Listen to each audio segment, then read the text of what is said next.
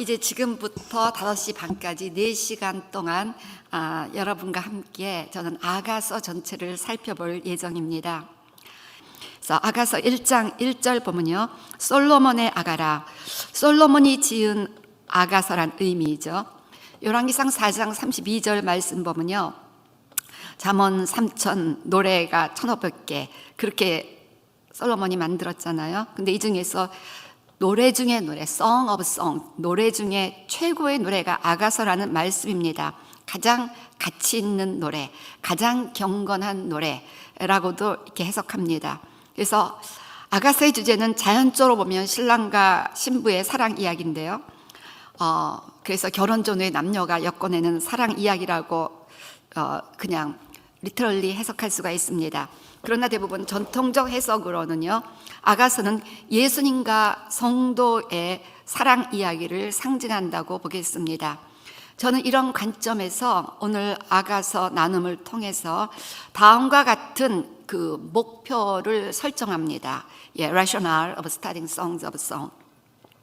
주님과 친밀해졌으면 좋겠고요, 건강한 자화상이 회복됐으면 좋겠고요, 내면적 인격이 성숙하기를 원합니다. 그래서 무엇보다도 주님과의 친밀함, 보다 주님과의 내면적 친밀함, 인격적 만남을 추구하기를 원합니다.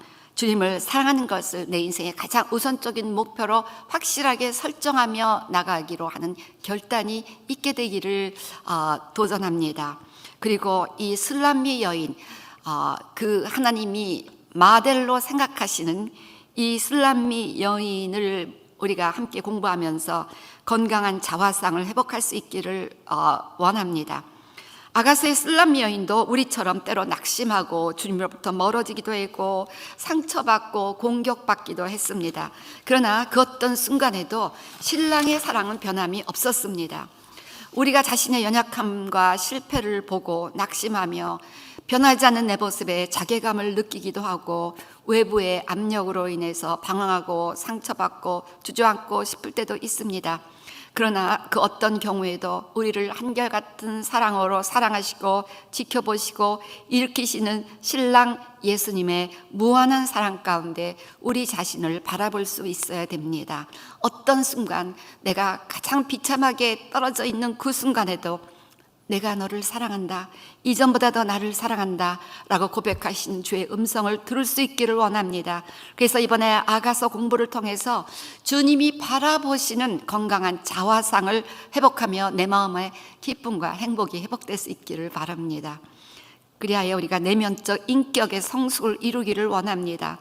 아가서에서 술람미 여인은 하나님 나라의 미인을 보여준다라고 어떤 분이 말씀하셨는데요, 이 하나님 나라의 미인은 세상의 미인과 다릅니다. 세상의 미인은 스킨 딥 뷰티, 그저 잠깐 눈으로 보기에 감동을 주는 시각적 미인입니다. 그런데 하나님은 중심을 보십니다. 중심의 겸손함과 정직함과 신실함과 순수함으로 하나님을 사랑하고 이웃을 사랑하는 중심을 가진 자는 하나님 나라의 미인입니다. 하나님 나라의 미인이 진짜 미인입니다. 겉사람은 후패해도 속사람이 날로 새로워지는 영원한 미인입니다. 신랑의 뜨거운 사랑을 받는 술람미 여인을 통하여 우리 자신의 중심과 내면의 모습을 비춰보며 우리 모두 내적인 성숙을 이룰 수 있기를 원합니다. 그래서 오늘 오후에 이제 5시 반까지 진행될 아가서 공부를 통해서 우리 모두, 저와 여러분 다 예수님을 더 친밀하게 사랑하고 하나님이 바라보시는 대로 자신을 바라보는 건강한 자화상을 회복하고 인격의 성숙을 이룰 수 있기를 축원합니다. 자, 아가서의 전체적 흐름은요, 술람미 여인에게 신랑을 사랑하는 그 사랑의 불이 뜨겁게 타오르면서 신랑과 함께 영혼을 사랑하며 동역하게 된다는 내용입니다. 저와 여러분 다 사역자로 부름 받았는데 이 주님을 향한 사랑의 불, 영혼을 향한 사랑의 불이 꺼지면 아무것도 할 수 없습니다. 주님을 사랑하는 사랑의 불이 더 뜨겁게 타올라야 합니다. 그것이 영혼을 사랑하는 불로, 그것이 사역에 관한 열정으로 회복되어 주님을 영광스럽게 하는 열매를 맺을 수가 있습니다. 아가서 8장 6절에서 7절 절정의 고백이지요. 너는 나를 도장같이 마음에 품고 도장같이 팔에 두라. 사랑은 죽음같이 강하고 질투는 수월같이 잔인하며 불길같이 일어나니 그 기세가 여호와의 불과 같으니라. 많은 물도 이 사랑을 끄지 못하겠고 홍수라도 삼키지 못하더니 사람이 그의 온 가산을 다 주고 사랑과 바꾸려 할지라도 오히려 멸시를 받으리라. 그래서 오늘 아가서 전편을 살펴보면서 성숙을 향한 사랑의 여정을 8단계로 살펴보며 우리 모두 이 같은 사랑의 클라이막스에 이룰 수 있기를 소원합니다. 그리고 그 8단계로 나누어 살펴보는 술람미 여인의 사랑의 여정을 통해서 저와 여러분의 영적 현 주소를 진단해 볼 수 있게 되시기를 바랍니다. 자, 첫 번째 단계는요, 친밀한 사랑이 시작되는 단계입니다. 아가서는 이렇게 시작합니다. 2절 보니까 내게 입맞추기를 원하니 내 사랑이 포도주보다 나음이로구나. 자, 내게 입맞춰 주세요. 내게 입맞춰 주세요. 신랑을 사랑하는 신부의 고백입니다. 우리도 주님과의 이 같은 개인적인 친밀함을 갈망해야 됩니다.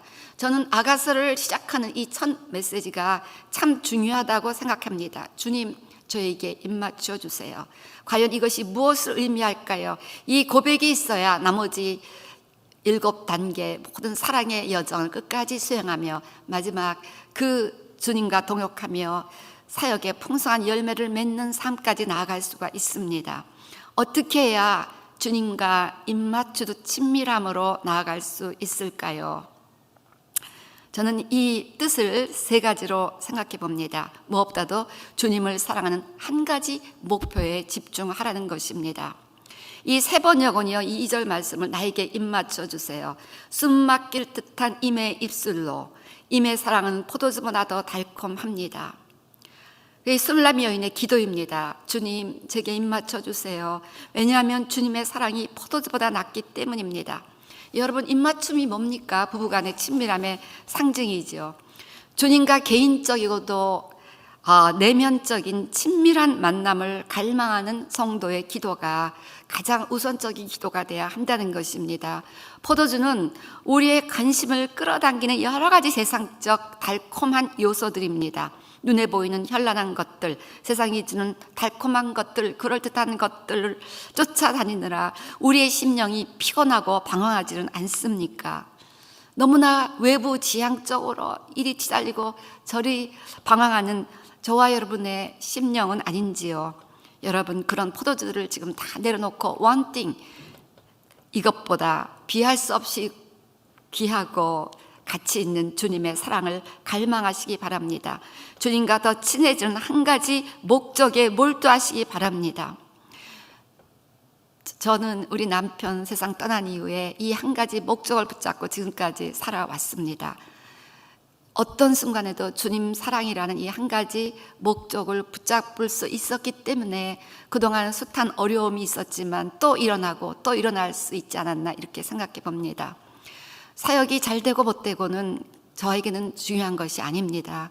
그 사람들이 어떻게 평가해 주는가도 중요한 것이 아닙니다.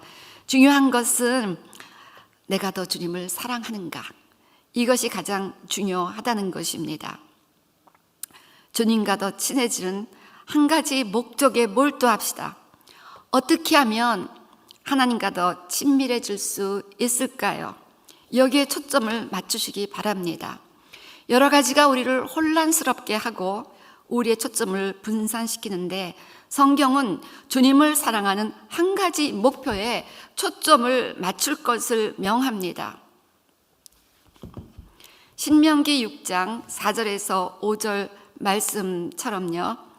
이스라엘아 들으라, 우리 하나님 여호와는 오직 유일한 여호와이시니 너는 마음을 다하고 뜻을 다하고 힘을 다하여 내 하나님 여호와를 사랑하라. 예수님은 크고도 첫째 되는 계명이라고 말씀하셨습니다.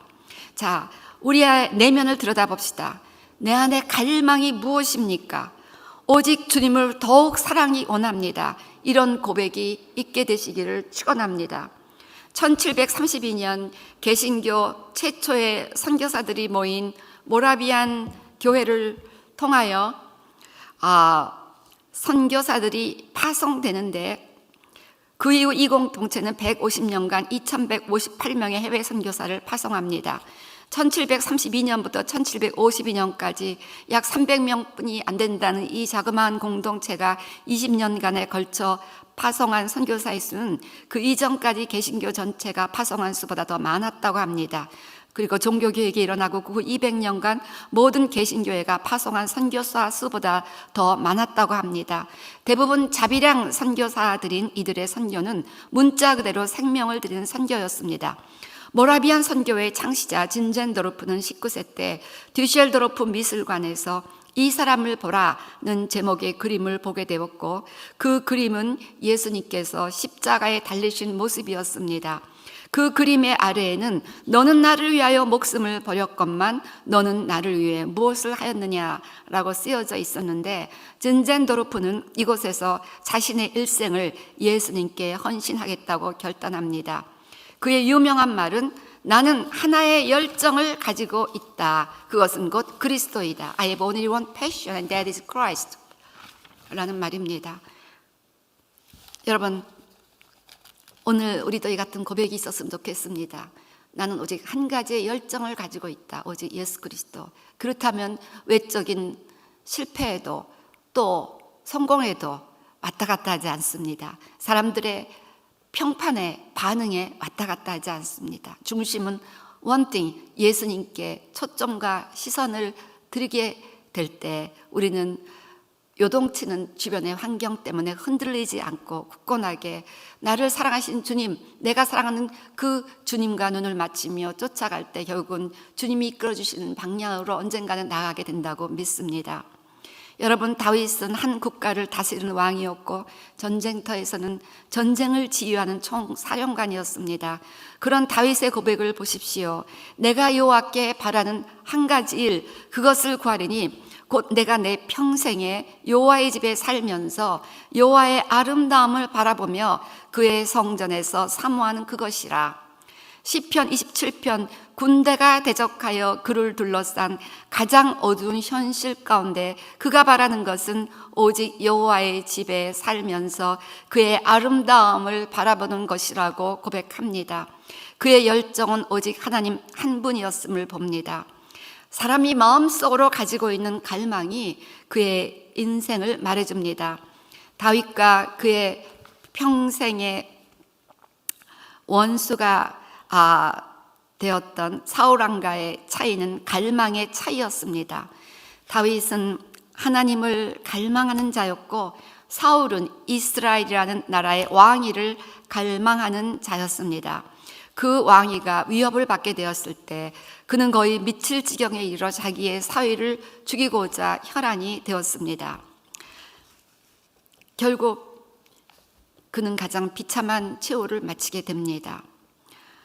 사랑하는 목사님, 우리 동역자 여러분에게 다시 한번 도전합니다. 너무 외적인 것들에 신경 쓰지 마세요. 오늘 이 시간은 우리의 내면을 성찰하는 시간입니다. 우리 바깥에서 목회를 잘했다 못했다, 사역을 잘했다 못했다, 게 중요한 거 아닙니다. 여기서 잘한 것 같아도 하나님 나라에 가서 아무것도 아니라는 책망을 받을 수도 있거든요. 중요한 건 우리의 내면입니다. 오늘 우리의 내면이 주님 앞에 꽂혀 있게 되시기를 바랍니다. 주님을 사랑하는 것이 나의 사역과 삶의 가장 첫 번째 우선적인 목적으로 확실하게 설정할 수 있게 되시기를 바랍니다. 저는 정말 여러분에게 개런티 할 수 있습니다. 이 분명한 목표를 가지고 살아간다면 어떤 환경에서도 흔들리지 않고 결국은 이기고 또 이기는 삶으로 주께서 이끌어 주십니다. 또한 나에게 입맞춰 달라는 이 고백은 말씀을 통하여 주님을 경험하라 라는 의미가 되겠습니다. 대부분의 유대 랍비들은 이 말씀을 토라와의 입맞춤으로 해석합니다. 신명기 8장 3절 보면 사람이 떡으로만 사는 것이 아니요 여호와의 입에서 나오는 모든 말씀으로 산다고 하셨습니다. 그래서 이스라엘의 아이들이 태어나면 쉐마라는 단어에 꿀을 발라넣고 핥아먹게 하면서 하나님의 말씀을 꿀처럼 달게 생각합니다.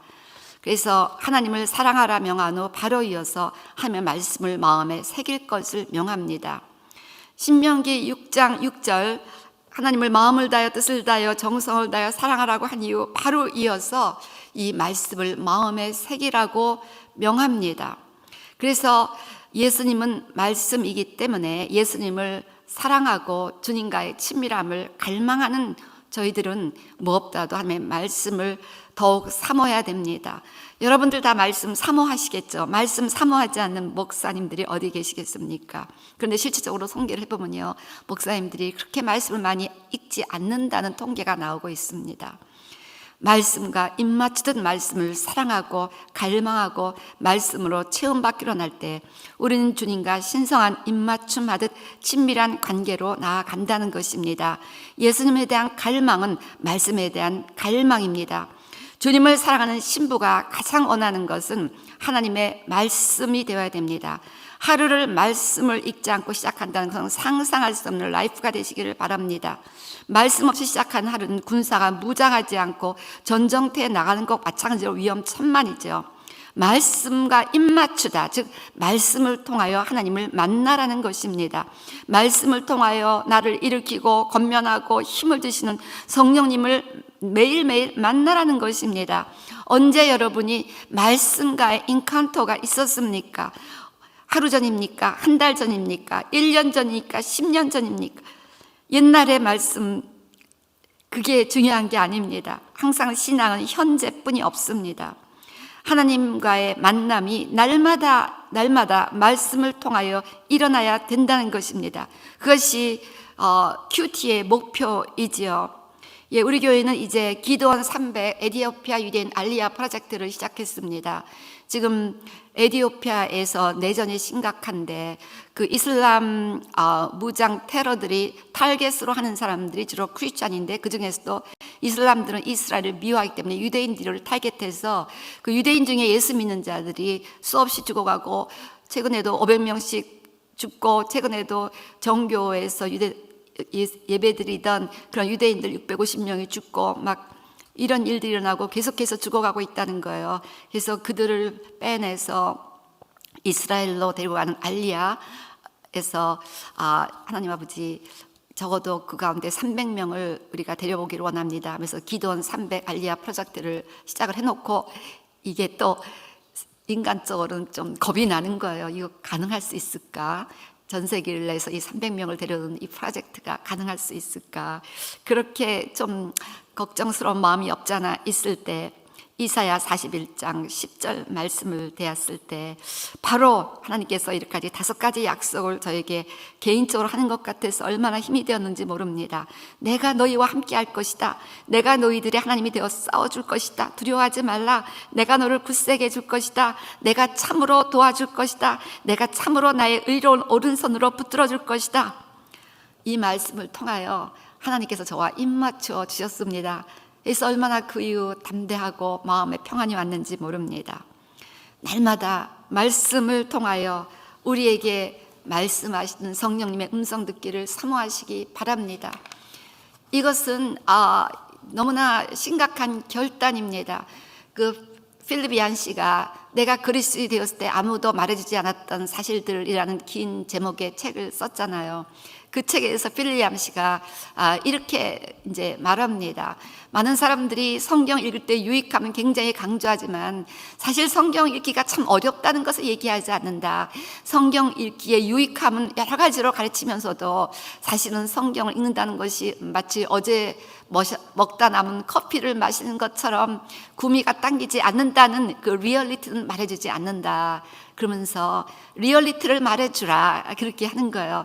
성경 읽는 것은 쉽지 않다. 그렇지만 반드시 결단해야 되는 심각한 결단이 있어야 된다. 마치 마라톤을 달리는 선수처럼 높은 산을 오르기로 결단하는 등반가처럼 그 여정이 어렵지만 그렇지만 우리는 그 여정에 도전하는 것처럼 성경을 읽고 묵상한다는 것은 절대로 쉬운 일이 아니다. 먼저 육체적으로 결단해야 된다. 나는 이 성경을 읽기로 내 몸을 쳐서 복종한다. 그래서 시간을 정해놓고 일단 육체가 시간을 정해놓고 성경 앞에 읽고자 하는 단호한 결단, 그리고 마음을 진리 앞에 복종시키고자 하는 단호한 결단, 그래서 영혼과 육체 온전한 결단, 전부를 요구하는 진지한 결단이 성경 읽기라는 그 프로젝트 안에 반드시 포함되어야 한다는 사실을 우리는 깨우쳐 줘야 된다라는 이야기를 했습니다. 그렇습니다, 여러분. 쉽지 않습니다. 저는 밤마다 큐티를 해서 우리 교회 웹사이트에 늘 큐티를 올리는데요. 때로는 너무너무 피곤해서 정말 그거 하고 싶지 않을 때도 있어요. 그렇지만 이 내 육체부터 그 시간에 딱 앉아서 말씀을 대하다 보면 어느새 영혼이 깨어나서 말씀에 빨려 들어가면서 또 그렇게 감사로 묵상을 마치는 것을 참 자주 경험합니다. 그래서 여러분, 말씀 묵상, 말씀 읽기, 말씀 암송, 이것은 먼저 내가 육체적으로 주님 앞에 나를 드리는 결단으로 시작해서 내 영혼을 드리는, 그래서 영혼육의 총체적인 결단 가운데 진행되어야 될 심각한 일입니다. 그래서 말씀을 통하여 나에게 주시는 그 하나님의 음성 듣기를 날마다 사모하시기를 바랍니다. 또한 내게 입맞춰 달라는 이 고백의 의미 가운데는 향기 나는 말을 하라 라는 또한 하나님의 권면을 생각해 볼 수가 있겠습니다. 주님께서 우리에게 입맞추기를 원하면서 우리가 악취나는 입술을 갖고 있다면 되겠는가 라는 말을 어떤 분이 했던 기억이 납니다. 그 말이 참 맞다는 생각을 했었어요. 그렇습니다. 주님이 우리에게 입맞추기를 원한다면 우리의 입에서 향기, 주님을 기쁘시게 하는 향기를 풍겨야 되지 않겠습니까? 오늘 우리의 입에서는 어떤 냄새가 날까요? 김치를 먹으면 김치 냄새, 담배를 피면 담배 냄새, 술을 마시면 술 냄새, 커피를 마시면 커피 냄새가 나지요. 자, 그런데 우리가 토해내는 단어들에게도 영적인 냄새가 난다는 사실을 성경은 말씀합니다. 그래서 고린도후서 2장 14절 15절 말씀처럼 항상 우리를 그리스도 안에서 이기게 하시고 우리로 말미암아 각처에서 그리스도를 아는 냄새를 나타내게 하신 하나님께 감사노라. 우리는 구원받는 자들에게나 망하는 자들에게나 하나님 앞에서 그리스도의 향기니. 그래서 우리는 그리스도를 아는 냄새를 풍기는 그리스도의 향기가 되어야 합니다.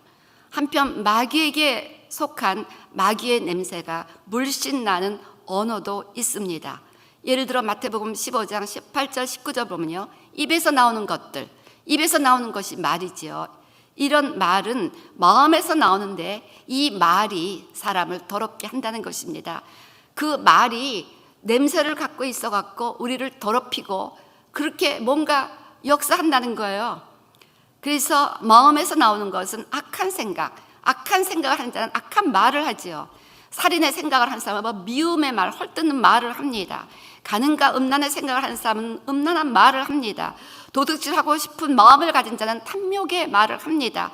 거짓 증언을 하고 싶은 사람은 거짓말을 술술 잘 합니다. 비방하고 싶은 말을 입만 열면 남들의 비난을 하느라고 열을 올립니다. 이런 말들에선 악취가 납니다. 우리를 더럽히는 그런 악취입니다. 마가복음 7장에는 여기에 교만과 우매함이 추가됩니다.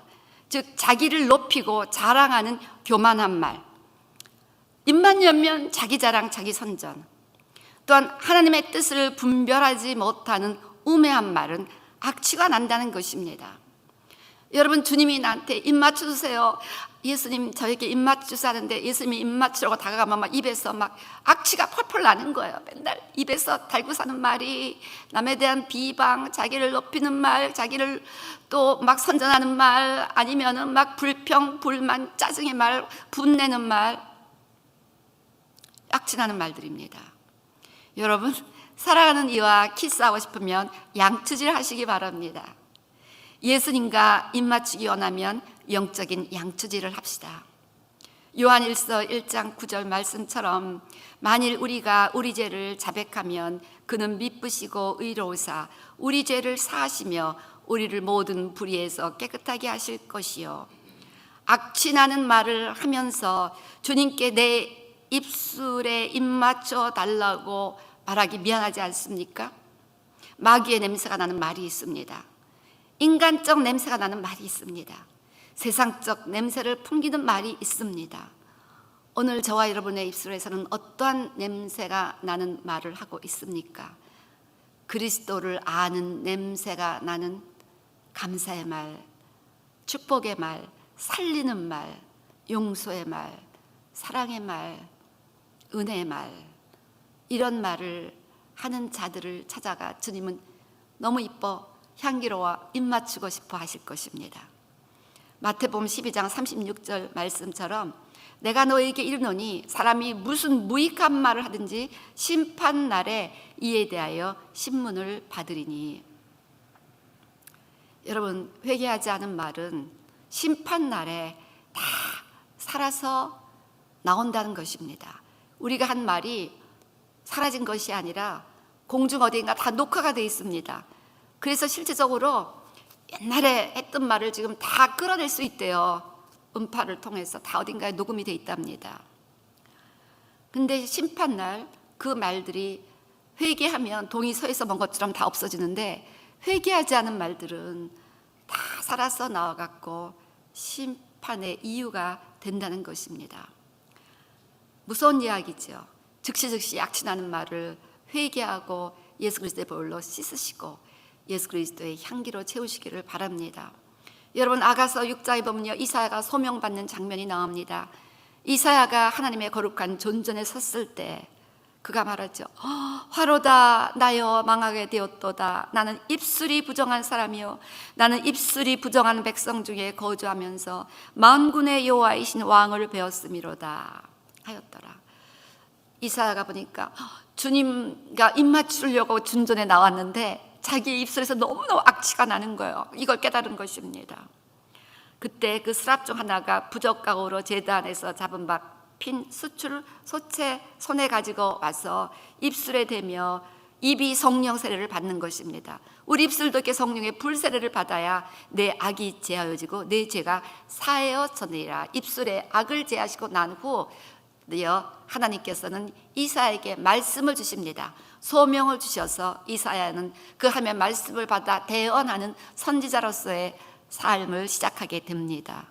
즉, 하나님이 우리에게 말씀을 넣어주신다는 것이 입맞춤이라는 것이죠. 하나님이 우리에게 말씀을 넣어주시는 은혜를 원하신다면 오늘 이사야처럼 부정한 입술을 정하게 해달라고 회개하며 주님의 용서함을 구하시고 입술에 성령 세례를 구하시고, 그래서 입술이 정결케 되는 은혜를 저와 여러분 누리게 되시기를 주의 이름으로 축원합니다. 대부분 공동체가 부주의한 말들 때문에 서로 상처 주고 무의식중에 던진 말, 뒤에서 한 말들이 돌아 불어갖고 본인에게 들어갈 때는 더 큰 상처를 주고, 이래서 크고 작은 공동체에 분열이 있게 되는 경우가 많습니다. 여러분, 캐나다에도 북미에도 우리 모든 우리 여목회자님들 가운데 이런 일치와 화합과 그리스도의 향기 나는 공동체로 세워지기를 우리가 원하는데, 그렇다면 무엇보다도 향기 나는 말을 하는 캠페인을 벌였으면 좋겠다는 생각을 합니다. 우리 모든 교회도 그렇게 성도님들이 악취 나는 말을 금하고 향기 나는 말을 할 수 있는 그런 운동이 일어난다면 교회가 그리스도의 향기로 충만하게 될 줄로 믿습니다. 그 다음에 보면요, 이제 우리는 그 주님과의 친밀함을 구하는 단계인데요, 지금 제1단계는 이 술람 여인이 주님과의 친밀함을 갈망하는 단계로부터 주님과 사랑의 여정을 시작하잖아요. 근데 그 여정에서 먼저 나에게 입 맞춰 달라는 간구했습니다. 그리고 입을 맞추고 나는 그 친밀함으로 들어간 이유는 성령의 기름 부음을 사모합니다. 아가서 1장 3절 보니까 내 기름이 향기로워 아름답고 내 이름이 쏟은 향기름 같으므로 처녀들이 너를 사랑하는구나. 이 새 번역 보니까요, 임에서 풍기는 향긋한 내음, 사람들은 임을 쏟아지는 향기름이라고 부릅니다. 그러기에 아가씨들이 임을 사랑합니다. 여러분, 주님으로부터 오는 기름 부음을 언제나 그리워하고 사모하시기 바랍니다. 주님은 사랑하는 이들에게 입을 맞추시며 기름을 부어 주십니다. 성경은 이 기름 부음을 사모하라고 말씀합니다. 이 기름 부음이 우리를 거룩하게 구별합니다. 이 기름 부음이 우리를 예수 냄새가 나는 향기로운 사람으로 변화시켜 줍니다. 이 기름 부음이 모든 사역을 신선하게 해줍니다. 이 기름 부음이 우리를 들소의 뿔보다 높아지게 하여 승리하는 삶으로 인도한다고 시편 92편에서는 말씀합니다. 자, 이 기름 부음을 언제나 그리워하고 사모하고 이것만큼은 빼앗기지 마시기를 바랍니다. 열왕기하 4장 2절 3절 말씀 보면요, 거기 어떤 선지자 생도의 과부된 아내 이야기가 나옵니다. 이 여인이 그 앞에 나왔던 많은 선지자들을, 여호와의 선지자들을 섬겨줬던 오바댜의 아내라는 말이 있습니다. 이 오바댜가 죽고 이 아내가 엘리사에게 나옵니다. 엘리사가 그에게 이를 때 내가 너에게 무엇을 해주랴, 내 집에 무엇이 있는지 내게 말하라. 이 여인은 남편이 죽고 어떻게 살아갈 도리가 없었습니다. 그래서 엘리사에게 도움을 요청하러 나온 것이죠. 너한테 뭐가 남았느냐 했더니 이 여인은 다 팔았어요. 그리고 한 가지 남았습니다. 종의 집에 기름 한 그릇 외에는 아무것도 없나이다. 이 여인은 기름 한 그릇만 남기고 다 없어져 버린 상황이었습니다. 그런데 엘리사는 말합니다. 너는 밖에 나와서 모든 이웃에게 그릇을 빌리라. 빈 그릇을 빌려 조금 빌리지 말고. 그래서 그릇을 있는 대로 빌려다 놓고 기름을 부는데 그 기름이 이렇게 가득가득 채워져서 이 여인이 빌린 그릇만큼 채워지다가 멈춥니다. 즉 우리가 사모하는 만큼 기름이 부어진다는 것입니다. 우리 마음에 입을 여는 것만큼 Open your mouth wide, I will fill it. 내 입을 넓게 열라 내가 채우리라. 그렇게 우리가 기름 부음을 사모하는 것만큼 기름 부음이 주어진다는 것이죠. 그래서 이 여인은 다 잃어버렸지만 한 가지 기름 부음을 붙잡고 있었기 때문에 그 기름 부음이 이 여인을 다시 살리게 한다는 것입니다. 우리가 세상의 물질을, 세상의 재주를, 세상의 테크닉을 이것저것 쫓아다니라고 바쁘죠. 여러분 세상적인 프로그램 배우러 돌아다니시고 세상적인 세미나 세상적인 것들 또 막 목회에 필요하다고 이것저것 배우려고 우리가 또 시도를 하곤 합니다. 그런데 무엇보다도 기름 부음을 갈망하라는 것입니다. 그럴 시간에 주님 존전에 나와서 주님 내게 입 맞춰 주세요. 그리고 주님과의 친밀함이 느껴졌을 때 바로 주님 저에게 기름 부음이 필요합니다. 주님 저에게 기름 부음이 필요합니다. 저에게 이제 아무것도 없습니다. 내가 남겨있는 것 나에게 아무것도 없고 지금 기름 한 그릇 요것뿐이 없는데 주님 더 기름을 부어주세요. 이 사역을 위해서 기름 부어주시고 이걸 위해서 기름 부어주시고 이 엘리사에게 나왔던 이 여인처럼 있는 대로 그릇을 가지고 와서 기름을 채워달라고 기름 부음을 사모하시기 바랍니다. 이것이 주님과의 친밀함을 갈망하는 또 다른 모습이라는 것입니다. 그 다음에 4절 보세요. 이제 기름 부음을 사모하는 자는 지성소 예배를 사모해야 됩니다. 긴밀하고 간절한 예배를 사모해야 됩니다. 4절 보니까 왕이 나를 그의 방으로 이끌어 들이시니 너는 나를 인도하라. 우리가 너를 따라 달려가리라. 우리가 너로 말미암아 기뻐하며 즐거워하니 내 사랑이 포도주보다 더 진함이라. 처녀들이 너를 사랑함이 마땅하도다. 여기서 우리 번역은 너, 나, 임금 이게 뭔지 잘 분별이 좀 어려운데요. 이 킹제임스 버전이 현재 새 번역하고 거의 비슷하게 번역이 돼 있는데 이 새 번역을 번역하면 이렇게 나옵니다. 나를 데려가 주세요. 어서요 임금님 나를 데려가세요. 임의 침실로. 우리는 임과 더불어 기뻐하고 즐거워하며 포도주보다 더 진한 임의 사랑을 기다리렵니다. 아가씨라면 누구나 임을 사랑할 것입니다. 다시 말하면 이제 그 주님의 기름 부음을 사모하는 우리 모두는 주님의 침실에서의 만남을 사모해야 된다는 것입니다. 왕이신 하나님의 침실은 지성소입니다. 신령과 진정으로 예배하는 성소에서 머물지 말고 지성소로 들어가시기 바랍니다. 그저 뜰만 맴도는 신자가 있고 성소에서 만족하는 신앙이 있는데 우리는 성소를 넘어 지성소까지 가야 됩니다. 성소와 지성소를 가르는 휘장 바로 그 앞에는 분향단이 있습니다. 분향단은 예배와 기도를 상징합니다.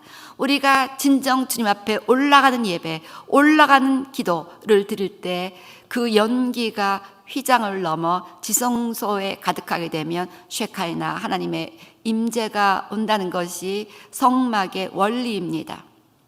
자, 그래서 이렇게 우리가 주님과의 친밀함을 사모하며 입맞춰 달라, 또 우리를 성령의 기름 부음으로 충만하게 해달라, 이런 갈망을 가지신 분들은 실제적으로 이제 말씀을 날마다 묵상할 뿐 아니라 공동체 예배를 통해서 지성소로 가는 예배를 연구하고 갈망하고 경험해야 됩니다.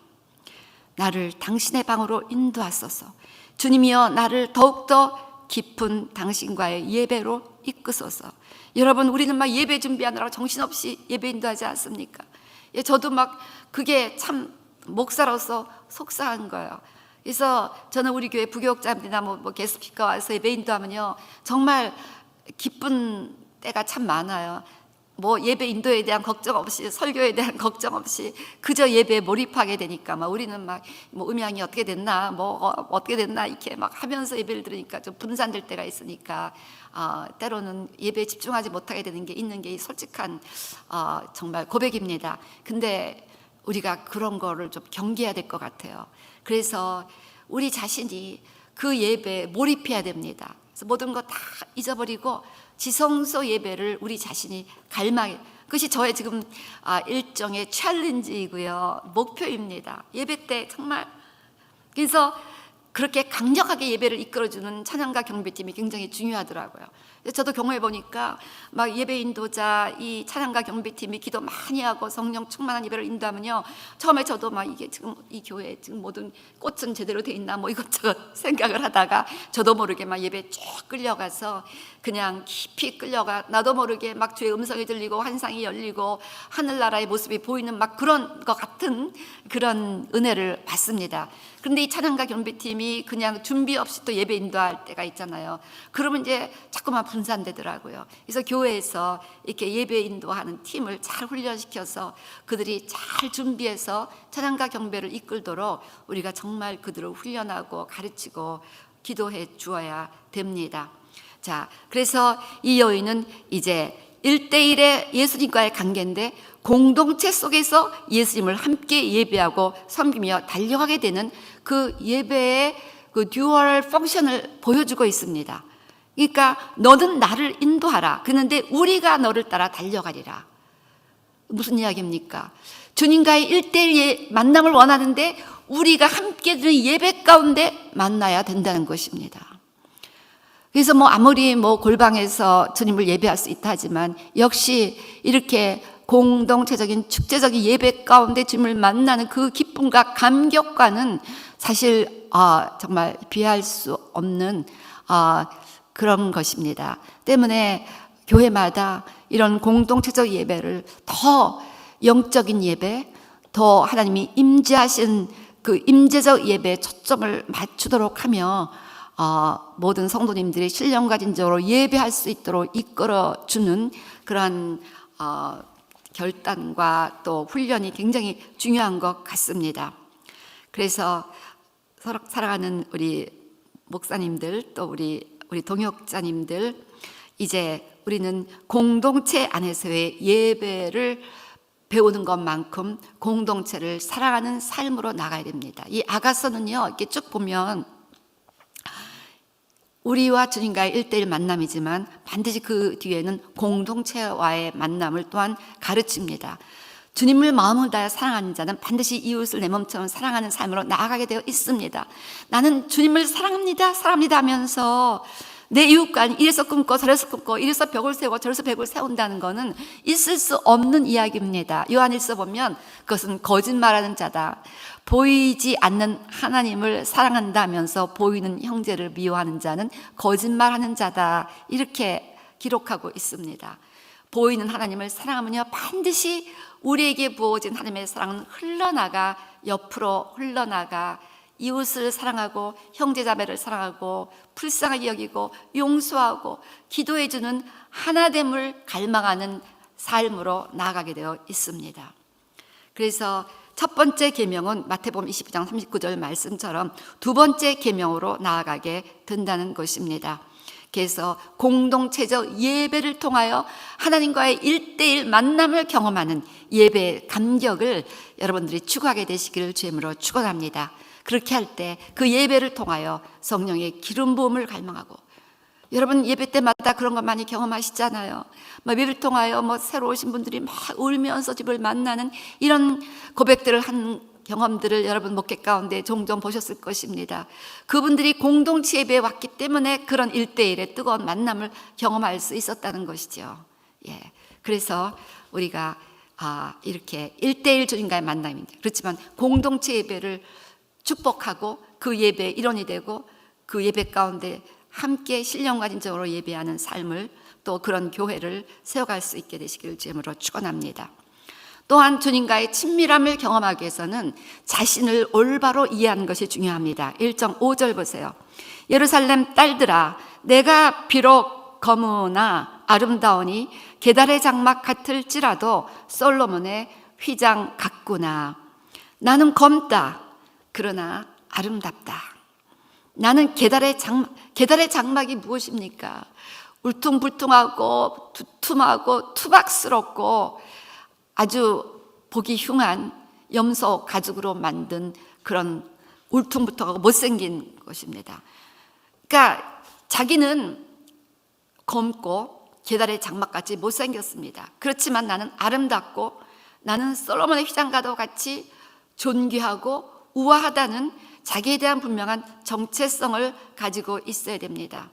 이렇게 주님을 사랑하게 되고 주님의 공동체 속에서 주님을 함께 섬기는 믿음의 삶을 시작한 후에, 이제 이 여인의 첫 번째 고백은 예루살렘 딸들아, 내가 비록 검으나 아름다우니 게달의 장막 같을지라도 솔로몬의 휘장과도 같구나.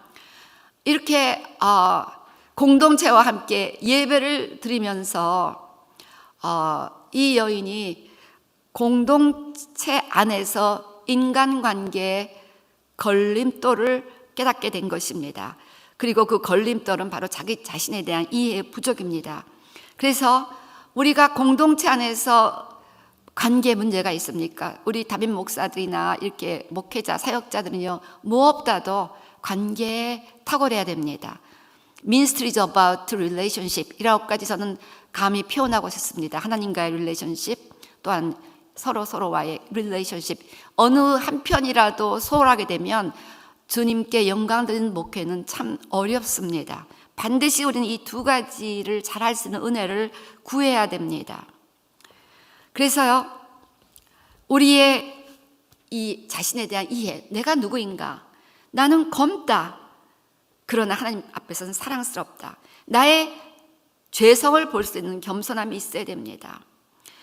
사도 바울처럼 나는 죄인 중에 괴수라는, 나는 당신들보다 더 악한 죄를 많이 지었다라고 하는 그런 겸손함이 우리 안에 있어야 됩니다. 그렇지만 예수님의 보혈로 용서받은, 한없이 주님이 사랑스럽게 보시는, 주님이 보시는 대로 나를 바라보는 그 자화상을 회복해야 됩니다. 우리의 죄성을 보지 못하면 이제 바리새인 같은 자기 의에 사로잡힌 영적 교만에 빠집니다. 나는 옳고 당신들은 그르다. I am better than you are. 나는 당신들보다 의롭다. 나는 당신들보다 더 거룩하다. 나는 당신들보다 더 많이 알고 있다. 제대로 알고 있다. 당신들은 나보다 잘 모른다.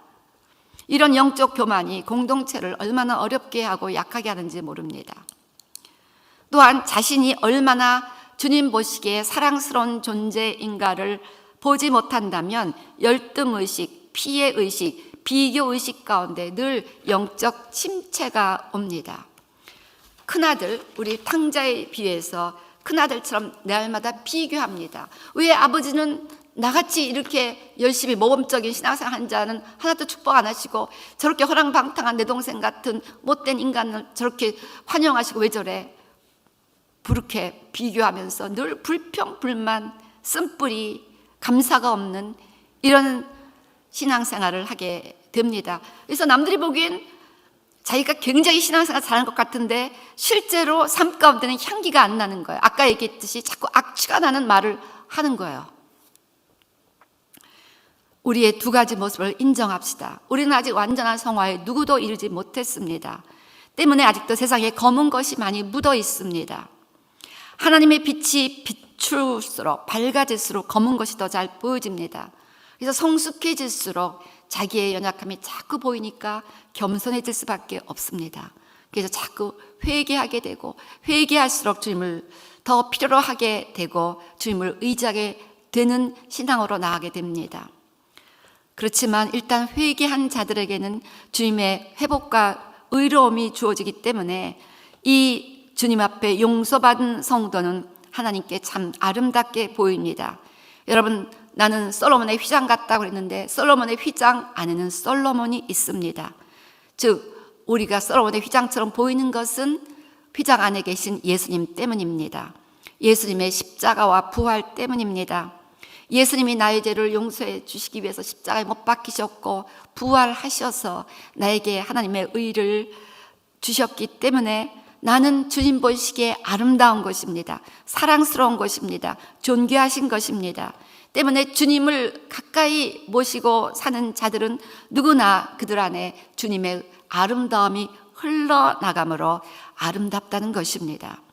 하는 나의 미인이 된다는 것입니다.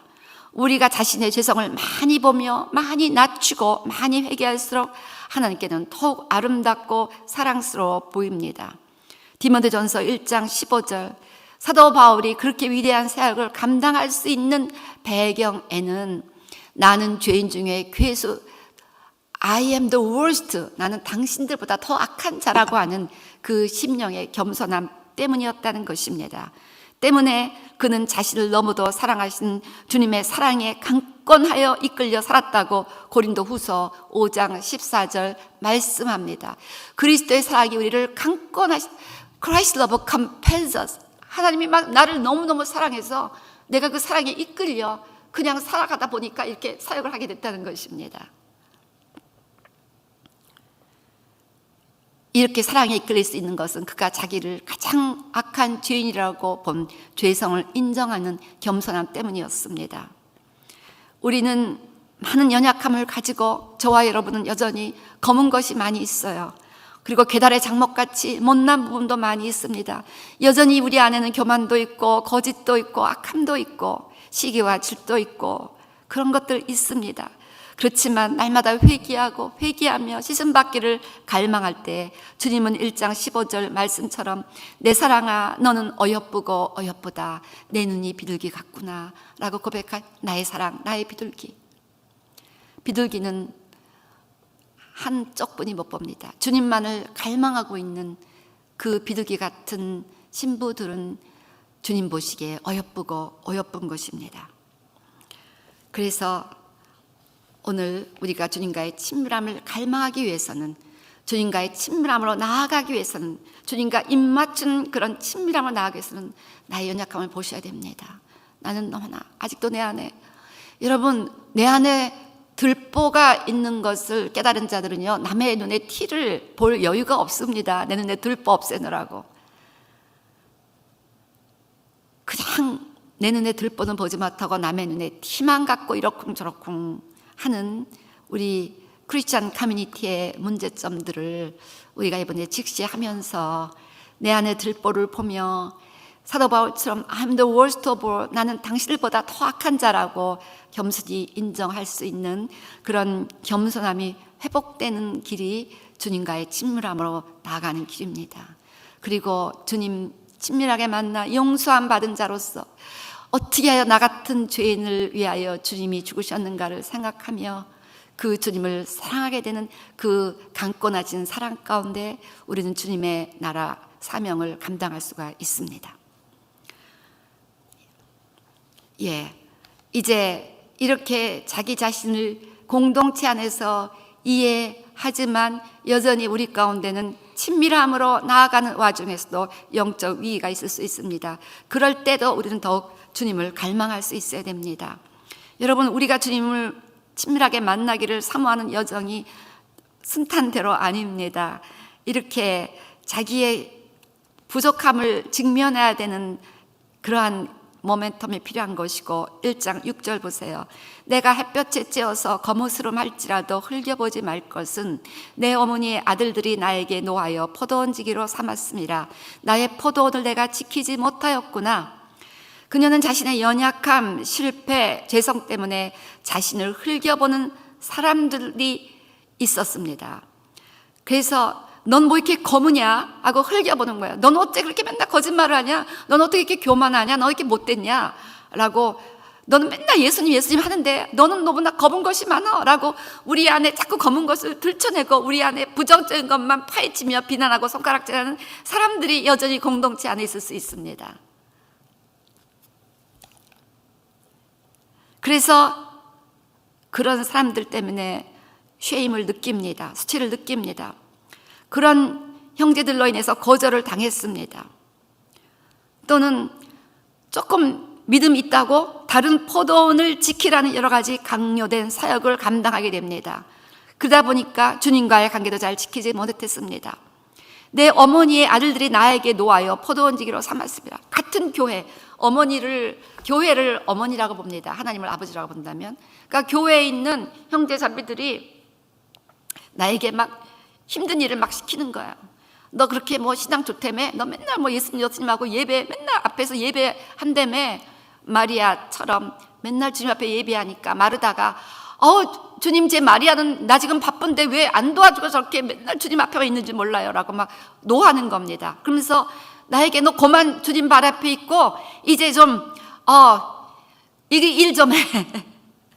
그렇게 막 이 사역 저 사역을 이제 시킵니다. 마르다가 마리아에게 시키듯이 막 핀잔을 줍니다. 그래서 열심히 이 사역 저 사역 포도원 지기로서 섬겼습니다. 근데 아직은 이 여인이 신앙 여정, 지금 8단계 여정으로 앞으로 갈 길이 먼데 첫 번째 단계에 있었어요. 이까지 성숙한 단계는 아니었습니다. 이제 막 주님 처음 만나서 주님 첫사랑에 사로잡힌 이 단계인데 아직 영적으로 이렇게 모초하지 않았는데 지나친 사역을 하게 되었습니다. 그래서 결국 자기의 포도원을 지키지 못하게 되었습니다. 점점 영적 탈진이 오면서 너무 그냥 사역으로 바쁘고 지치다 보니까 마음의 원망이나 실망의 잡초가 생겼습니다. 원래 그녀가 원했던 것은 주님과의 입맞춤이고 그리고 공동체 예배를 통해서 주님의 침실에 들어가는 그런 예배자였는데 아직 예배자로 온전히 세워지기도 전에 사역으로 끌려 들어가서 자기의 마음을 지키지 못했다는 것입니다. 이런 신앙의 위기가 왔을 때 어떻게 해야 됩니까? 7절 내 마음으로 사랑하는 자야 내가 양치는 곳과 정오에 쉬게 하는 것을 내게 말하라. 내가 내 친구의 양떼 곁에서 어찌 얼굴을 가린 자 같이 되라. 이 영적 위기 가운데 이 여인은 간구합니다. 그녀는 자기의 포도원을 지키지 못했음을 깨닫습니다. 자기 마음을 주님과 포도원의 지휘는 하나님이시고 포도나무는 예수님이시기 때문에 포도원이라는 것은 주님과의 관계를 지키지 못했다는 것입니다. 자기 마음에 쌓아오는 분노, 실망, 미움 등 잡초 때문에 포도나무와의 커넥션이 약해지기 시작했다는 것입니다. 그래서 이걸 깨닫고 여러분 이걸 깨달으신다면 필사적으로 주님을 찾게 됩니다. 성도들 가운데 아직 연약한 상태에서 너무 주의 일 하다가 이렇게 실족한 자들은 주의 일 다 내려놓게 하고 전적으로 주님 앞에 예배드리고 기도하는 시간을 주어야 됩니다. 결사대로 주님을 찾는 시간을 갖도록 해야 됩니다. 주님 어디 계시나요? 내 마음으로 사랑하는 자야 내가 양치는 곳과 정오에 쉬는 곳을 내게 말하라. 주님 어디 계세요? 저는 주님이 있는 곳에 가야 되겠습니다. 주님의 양이 되어 주님의 돌봄을 받기를 원합니다. 내가 주님의 양이 되어 주님 곁에서 쉬기를 원합니다. 주님이 나의 목자가 되어 나를 이끌고 쉴만한 물과 푸른 초장으로 이끌어 주세요. 주님 나는 지금 나의 포도원의 잡초가 무성하고 마치 주님 앞에서 얼굴을 가린 자 같습니다. 마치 주님의 양이 아니라 주님의 친구의 양무리에도 들지 못하는 것처럼 주님과 멀리 있는 것 같습니다. 여기 그렇잖아요. 내 친구의 양떼 곁에서 주님의 양떼에도 못 들어갔어요. 이 사람은 이제 주님의 친구의 양떼 중에서도 또 얼굴을 가린 자 같이 그렇게 주님과 멀리 떨어져 있는 것처럼 마음에 느껴졌다는 것입니다. 그래서 사람들은 저를 흘겨보고 저는 남의 폰을 돌보다 지쳤습니다. 이제 주님, 저는 주님 만나고 싶어요. 이제 이것저것 다 내려놓고 주님 만나고 싶어요. 주님의 돌봄을 받기를 원합니다. 다시 제가 주님과의 관계에서 1대1로 회복되기를 원합니다. 이렇게 갈망하는 기도입니다. 자, 그때 주님이 무엇이라고 말씀합니까? 8절 보세요. 공동체에 속하라는 것입니다. 여전히 너를 실망시키고 너를 힘들게 하는 그 공동체에 여전히 속해 있으라는 것입니다. 나오지 말라는 것입니다. 8절, 여인 중에 어여쁜 자야, 내가 알지 못하겠거든 양떼의 발자취를 따라 목자들의 장막 곁에서 너의 염소 새끼를 먹일지리라. 신앙의 위기 가운데 그녀가 주님을 도대체 어디서 찾을 수 있을까? 어떻게 신앙이 회복됐을까? 여쭸을 때 그녀의 주님의 답변을 보시겠습니다.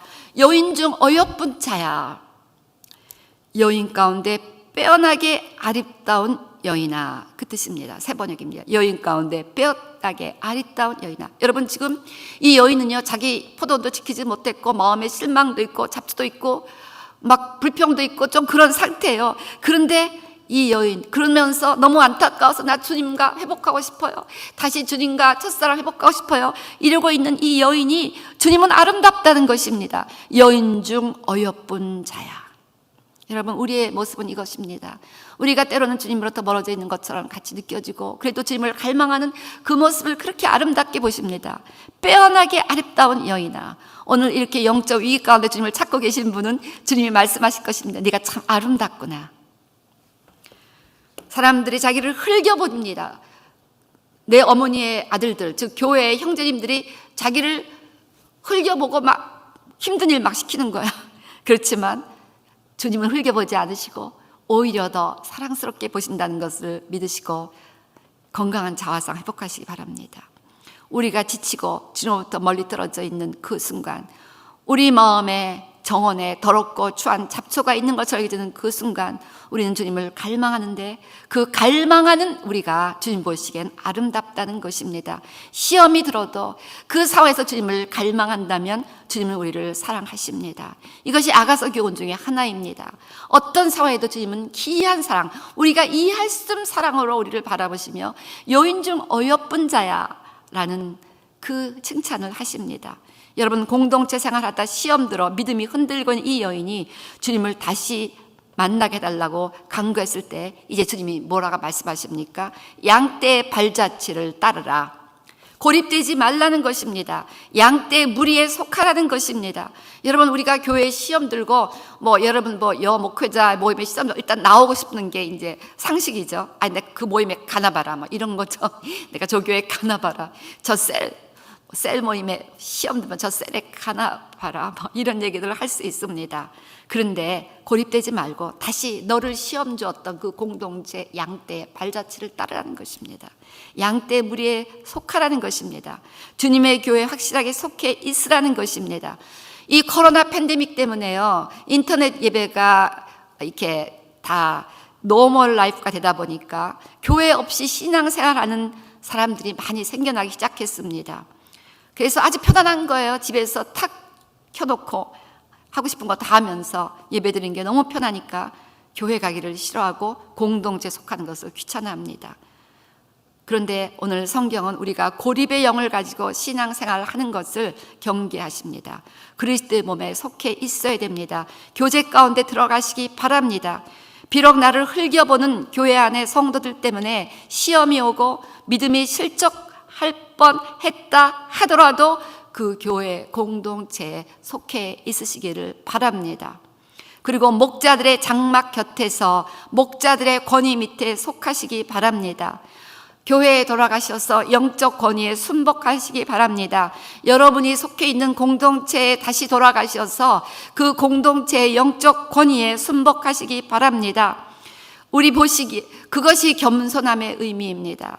아셔 인트렛 목사님이 겸손함과 영적 전쟁이라는 아티클에서요, 겸손함이 영적 전쟁의 가장 중요한 우선순위라고 이렇게 말씀하면서 교만함의 모습이 두 가지로 나타나는데, 한 가지는 이 교만하다, 도단하다 이렇게 해갖고 권위자와의 관계에 문제가 생기고 쉽게 시험이 드는 것, 이 두 가지가 교만의 모습이다라고 이렇게 말씀하셨더라고요. 근데 좀 일리가 있다는 생각이 들었습니다. 이 시험에 든다는 것은 그 교만함에 상처를 입었다는 것입니다. 그리고 자기 위에 있는 사람을 인정하기 싫어하는 거예요. 그래서 권위와의 관계 문제가 생깁니다. 그래서 하나님은 겸손을 테스트하기 위해서 우리 외 때로 따르고 싶지 않을 리더를 세우기도 합니다. 인정하고 싶지 않을 리더를 세우기도 합니다. 그러나 다윗처럼 끝까지 그 악한 리더 사울의 권위에 순복할 때 하나님은 다윗에게 기름을 부으시고 왕의 자리로 나아가게 하셨습니다.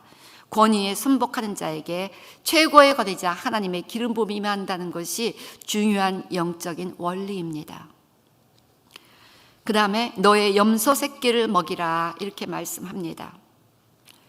세 번역은 어린 염소 떼를 치며 기다려 보아라.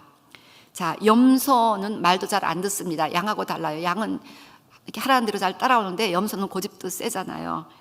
그 염소 새끼입니다. 그 고집스러운 염소의 또 새끼니까 천방지축이죠. 어린 성도, 그런 성도를 먹이고 훈련하는 제자를 삼으라는 것입니다. 그래서 지상 명령에 최선을 다하는 것입니다. 가서 모든 민족에게 주님의 세례를 주고 주님께서 분부한 것을 가르쳐 지키게 하라는 이 지상 명령에 순종할 때 볼지어다 내가 세상 끝날까지 너희와 항상 함께 하시겠다고 약속합니다. 그래서 주께서 우리에게 맡겨주신 영혼들을 힘을 다해 돌보라는 것입니다.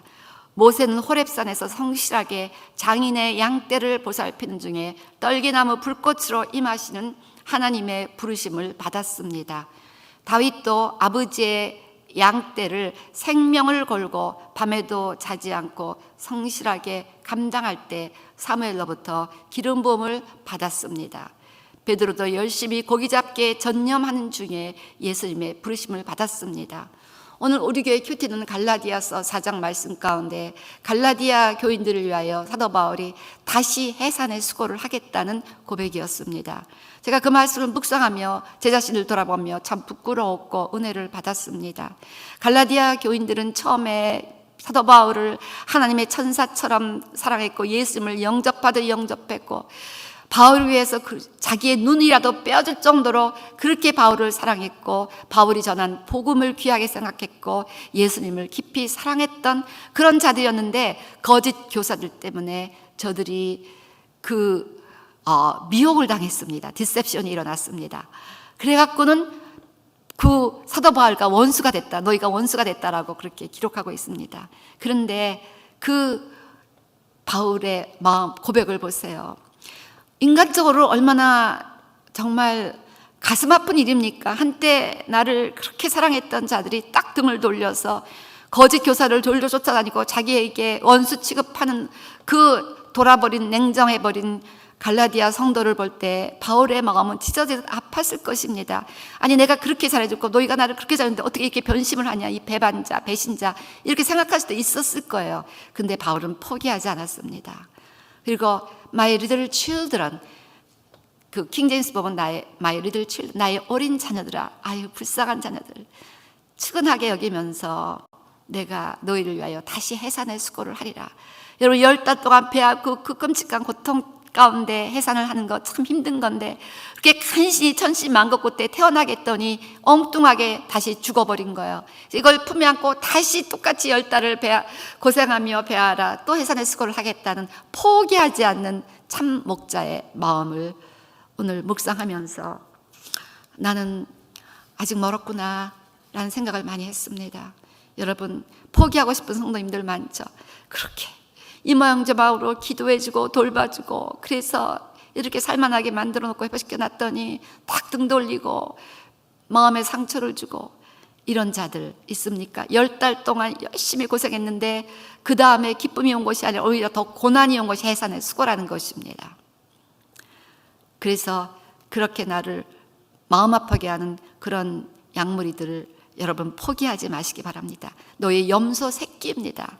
염소, 말 안 듣는 고집스러운 염소, 그중에서 천박 잡아들어오는 새끼 같은 자들을 돌볼 때 그 길이 우리를 주님과의 친밀함으로 인도해 준다는 것입니다.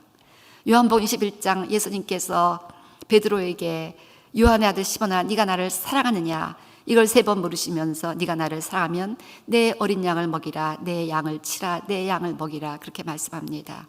우리가 주님을 사랑한다는 것은 반드시 주님의 양머리들을 치는 것입니다.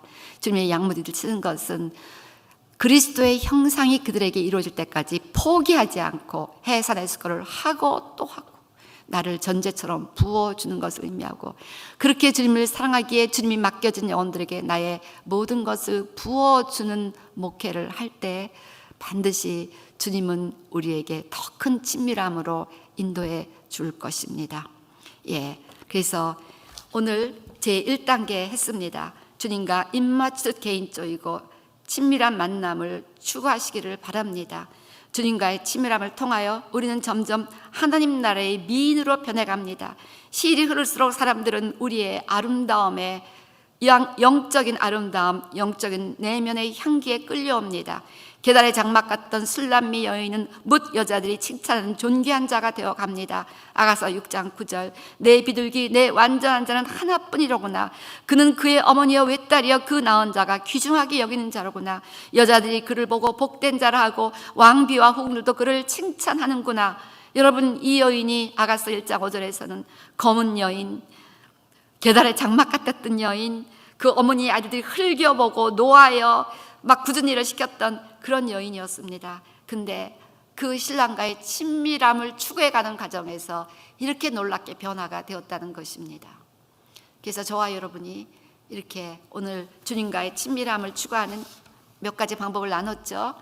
주님과의 입맞춤을 갈망하고 주님의 기름 부음을 무엇보다도 갈망하고, 그리고 자기가 누구인가를 잘 이해해서 겸손하면서도 주님의 사랑 가운데 확신을 갖고, 그리고 영적 어려움이 와도 절대로 흔들리지 말고 주님을 더 갈망하고, 그리고 공동체 생활을 중요시하며 공동체 생활 가운데 시험이 들어도 그 공동체를 더욱 사랑하고 귀하게 생각하는 권위 안에 순종하는 이런 삶이 우리로 하여금 점점 더 주님과의 친밀함으로 나아가게 됩니다.